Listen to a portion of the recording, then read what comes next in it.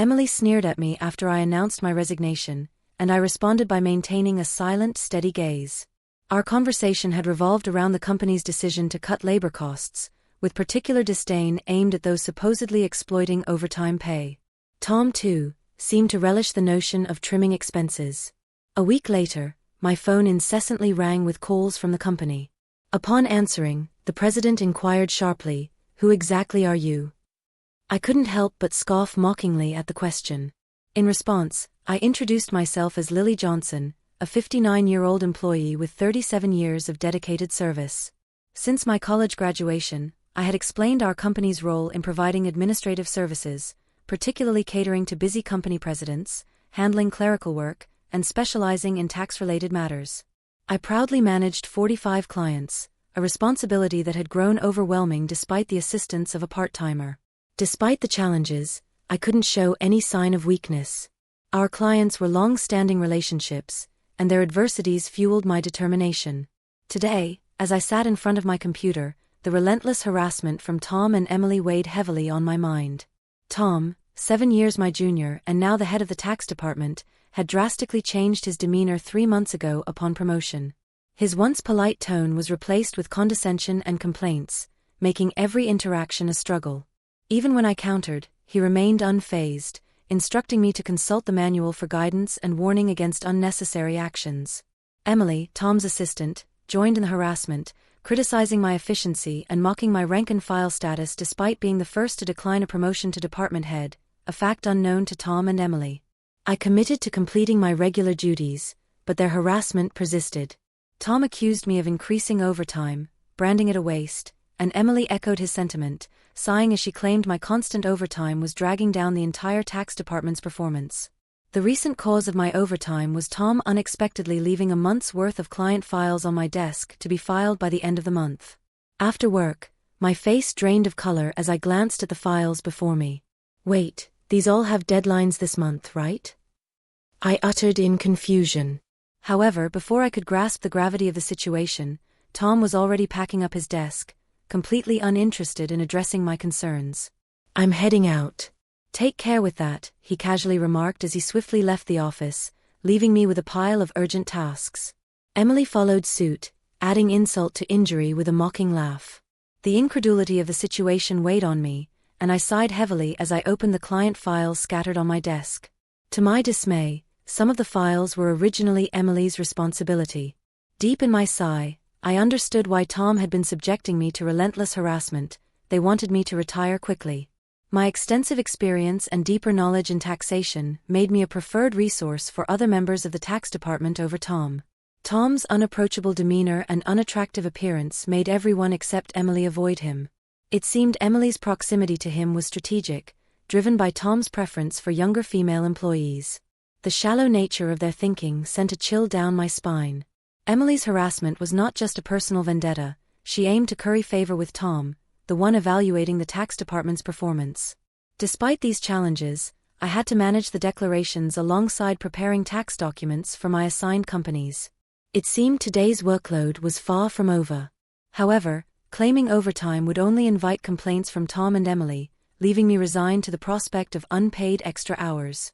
Then, unexpectedly, I received a summons to the president's office. Our company had recently undergone a change in leadership due to the former president's sudden illness.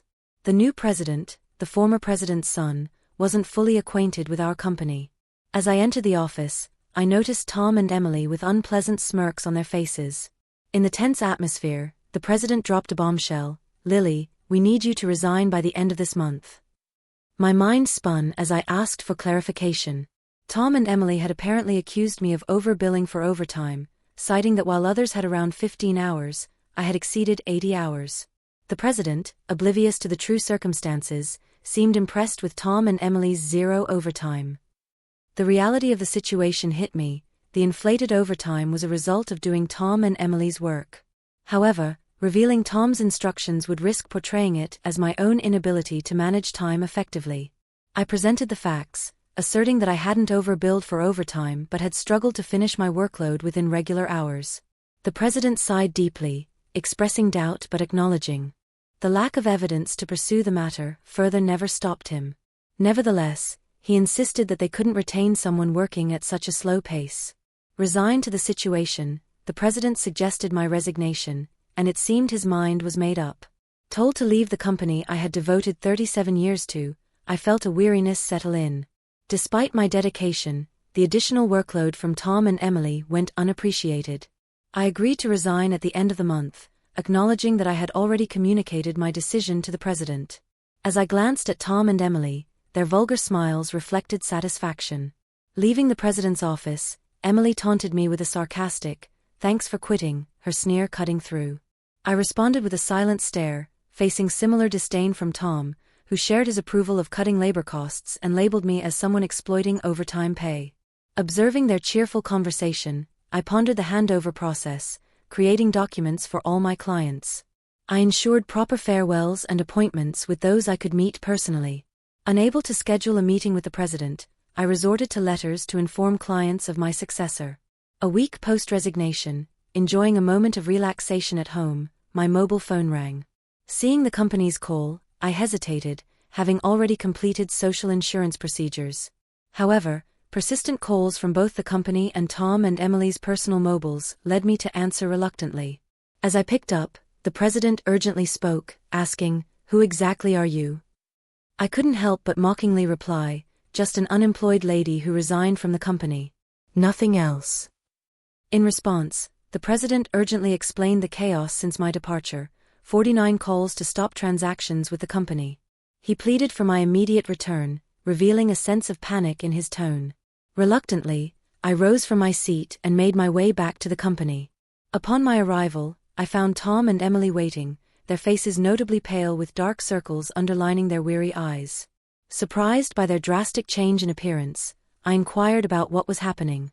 Tom glared at me and revealed, "Since you left, we've been bombarded with calls to stop transactions, not just from your clients, but also from prospective companies we were planning to introduce." "What did you do?" Emily echoed the suspicion, expressing disillusion at the thought of me resorting to underhanded tactics. Their haggard appearance suggested the toll of handling cancellations. While I had not manipulated the clients, I had a hunch about the reason behind the transaction halts. Considering the inevitability of cancellations, I mumbled my thoughts aloud. Tom, however, accused me outright, insisting I had orchestrated something. He demanded I go to the president's office immediately, forcefully escorting me there. Upon entering the president's office with Tom and Emily, the president greeted me with a direct look in his eyes. Tom declared, "President, I brought her," with an air of authority, while Emily hurriedly followed suit. Ignoring their accusatory tone, the president questioned me about the abrupt halt in transactions after my departure. I took a deep breath and explained, "Our clients don't need us to manage their taxes. There are tax accountant firms that offer cheaper services. They continued with us because of me." Tom snapped back, questioning my self-worth, and Emily taunted me, both challenging my value to the company. Undeterred, I elaborated on my unique approach, offering tailored tax-saving strategies that resonated with our clients. Tom dismissed it as inefficient, arguing that their manual-based operations were more practical. The president sighed deeply, recognizing the fundamental difference in our approaches. In a serious tone he said, signaling a crucial revelation or decision to follow. I received a surprising call from my father, the former president. It turned out that some clients who had stopped transactions went directly to him to negotiate on my behalf. I hadn't anticipated clients going to such lengths for me. Dad emphasized that the tax department thrived because of my contributions. Not only did I manage my clients efficiently, but I also supported my colleagues' clients, possessing knowledge that even Tom couldn't match. Dad disclosed that if I hadn't declined the promotion, I would have held a higher position than a department head by now. The current president expressed regret with a pained expression. Emily appeared shocked, probably grappling with the idea that I could have been her superior. The president apologized for making me resign initially and asked if I would consider revoking my resignation. According to Dad, I was indispensable to the company. While I appreciated the change in the president's perspective, I hesitated to accept. Tom interrupted our conversation, visibly upset, and protested to the president. His decision questioned why I was chosen over him. Emily echoed his sentiments, praising Tom's leadership and expressing disbelief at the preference for me. The president then sternly addressed them, revealing that since my resignation, numerous complaints had been received from the tax department suggesting they had been shifting their workload onto others. Tom's face turned pale as the president exposed the fact that he had been pushing the preparation of client declaration forms onto subordinates, including Emily's work for multiple clients. The president pointed out the irony, considering Tom had accused me of being a salary thief.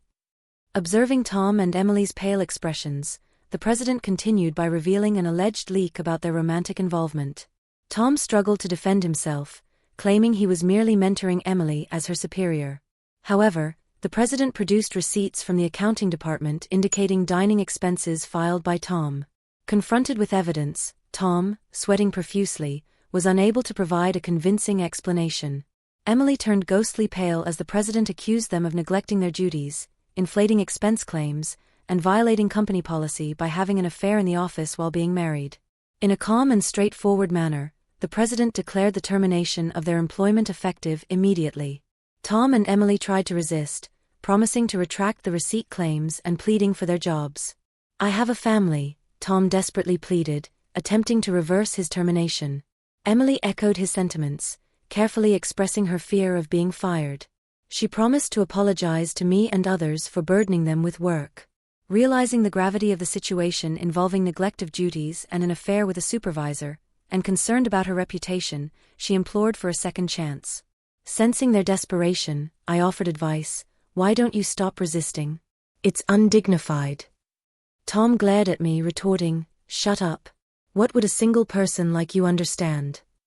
I sighed, reminding him, "Tom, you were the one who got me fired. It's just karma. What goes around comes around. Why don't you take some responsibility and reflect a bit?"